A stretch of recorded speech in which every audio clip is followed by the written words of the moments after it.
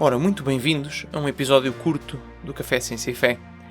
No primeiro episódio do nosso podcast, nós apresentámos qual é que era a ideia, como é que ele tinha surgido e falámos um pouco dos temas que vamos abordar ao longo dos episódios deste nosso programa. Hoje vamos abordar um detalhe que ficou por ver no último episódio, que são os recursos adicionais. Portanto, se consultarem as notas do episódio de apresentação, vão ver lá 3 livros que nós sugerimos como livros bons neste tema da relação da ciência com a fé. E a ideia deste episódio curto era um bocadinho comentar esses livros que sugerimos. Esperemos que gostem e até já.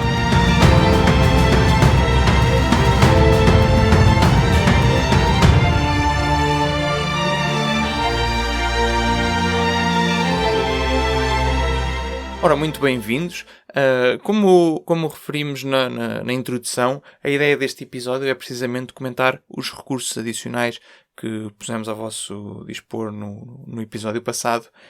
E se virem, temos lá 3 livros que são bastante interessantes e que abordam temas diferentes. O primeiro livro da lista é o The Last Superstition, do Dr. Edward Feser. Este livro é bastante interessante, é um livro essencialmente filosófico e que tem 2 objetivos. Portanto, ele foi escrito um bocadinho em resposta àquele movimento chamado Novo Ateísmo que surgiu durante o século XX e que teve também bastante impacto agora com o advento da internet no século XXI. Surge um bocado em resposta a esse movimento e tem como objetivo mostrar a razoabilidade da fé. Portanto, o que o autor faz é, numa perspectiva filosófica aristotélico-otomista, mostrar que as coisas que a Igreja ensina e que a fé defende são razoáveis. E faz isso sem recorrer às Escrituras. É um livro muito interessante nesse sentido. A meu ver, em particular, tem um pequeno defeito, é que, como é escrito em resposta ao movimento do novo ateísmo, o autor acaba por ter um tom, às vezes, um pouco de gozo pela situação. Acaba por mostrar que aquilo que muitos destes autores defendiam não tinha bases filosóficas. Os argumentos que ele dá são bastante bons, mas o facto de, por vezes, estar a gozar um pouco com eles é algo que a mim não me agrada muito, mas pronto, depende um bocadinho da sensibilidade de cada leitor. Ele, no fundo, está a responder-lhes na mesma moeda, porque parte daquilo que eles fazem, além dos seus argumentos, é um bocadinho ridicularizar os cristãos, não é? E ele tenta responder na mesma moeda, mas com argumentos mais sólidos. Mas pronto, acho que é algo que se calhar não deveria fazer. Ele tem outros livros em que não utiliza este tom, que talvez sejam mais adequados, se isso é algo que incomoda. Eu acho que não tem problema. Os argumentos do livro são ótimos e ele fala de diversos assuntos, desde a existência de Deus até a temas de moral, como é que se define a moral, etc.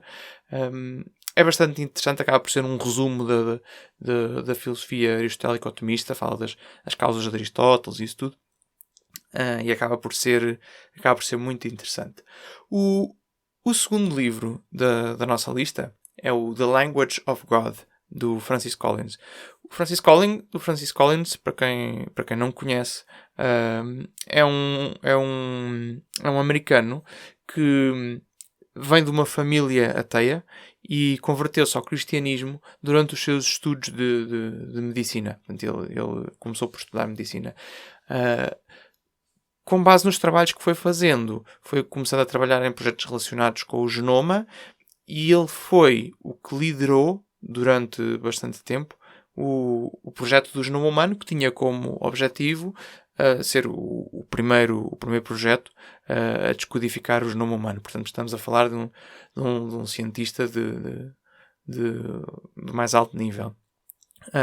E neste livro ele tenta explicar qual é que é a perspectiva dele para juntar a relação entre a fé dele, que é uma fé cristã, que ele, como eu disse, que ele ganhou enquanto estava nos seus estudos de medicina e na sua prática médica, como é que ele concilia isso com a visão científica que tem. E é um livro extraordinário, fala de várias coisas de ciência e de várias coisas de religião. Ele não é católico, portanto nós não concordamos com ele em todos os detalhes, mas pronto, como é cristão também, na esmagadora maioria o pensamento dele está em linha com o nosso. Portanto, depois há alguns detalhes que não concordamos, mas isso são conversas para outras alturas. Independentemente disso, é um ótimo livro. Ele pronto, ele conta um bocadinho a história dele, fala como é que no trato com os doentes lhe surgiram estas questões sobre a existência de Deus que se foram tornando cada vez mais importantes e no fundo não o largavam, não é? Ele queria saber o que é que estava a acontecer ali. Explica como é que se converteu e depois vai falar de vários tópicos, entre os quais o tema da evolução, que, vindo da pessoa que liderou o projeto do genoma humano, é algo absolutamente extraordinário. Portanto, é um livro em que não só vemos como um cientista cristão não tem problemas em conciliar as duas coisas, como ainda aprendemos bastante de ciência ao lê-lo, se é um tema sobre o qual não sabemos muito. Em todo o caso, é um livro bastante agradável de se ler e bastante interessante. E finalmente, o último livro desta lista é um livro fundamental aqui para a ideia do nosso podcast, que é a encíclica Fides et Ratio, do Papa João Paulo II, da fé e razão. É uma encíclica em que o Papa explica de que maneira é que a fé e a razão humana se relacionam. Portanto, que no fundo explica que Deus nos deu a racionalidade e a fé que Deus nos pede para ter não pode nunca ir contra a racionalidade que Ele nos deu, não é? Ele tem uma metáfora muito conhecida, que se calhar já viram por aí, que a fé e a razão são como as duas asas. A fé e a razão são como as duas asas de uma águia que a alma humana as utiliza para chegar às alturas. É algo mais ou menos deste estilo.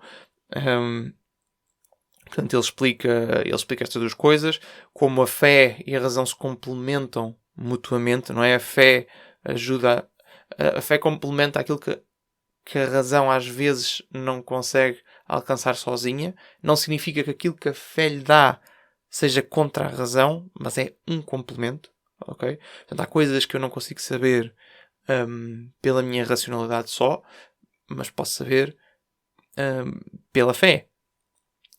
E a razão também ajuda a purificar a fé de uma certa atitude extrema que seria aquilo que normalmente se chama de fideísmo, que é aceitar as coisas simplesmente porque nos são ditas e sem ver se existem motivos razoáveis para o aceitarmos. Portanto, tanto a fé como a razão precisam uma da outra, e estando juntas conseguem levar o homem bastante mais longe do que se só tivesse uma delas, que acaba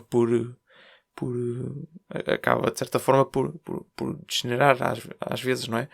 Se só tivermos a fé e não tivermos a racionalidade para a purificar, podemos cair na credulidade, e se rejeitarmos tudo aquilo que é fé, acabamos por ter uma razão que se fecha em si própria e que também não consegue crescer para além disso, não é?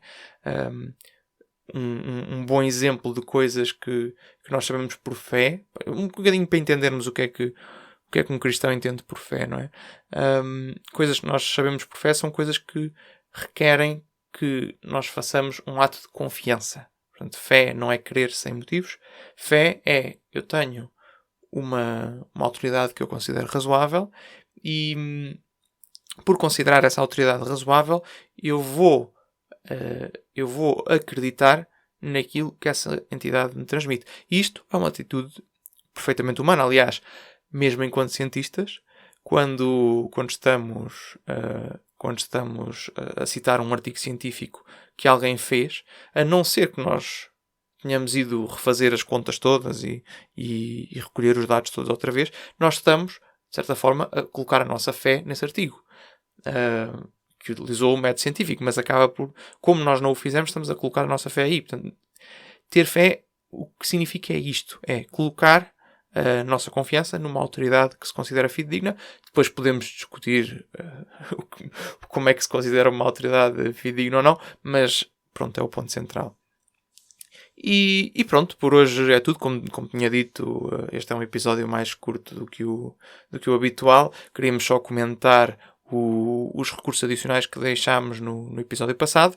O próximo episódio do Café Ciência e Fé sairá na próxima semana e esperemos que gostem e que seja do vosso agrado. Não percam o episódio, porque nós também cá estaremos. Até à próxima.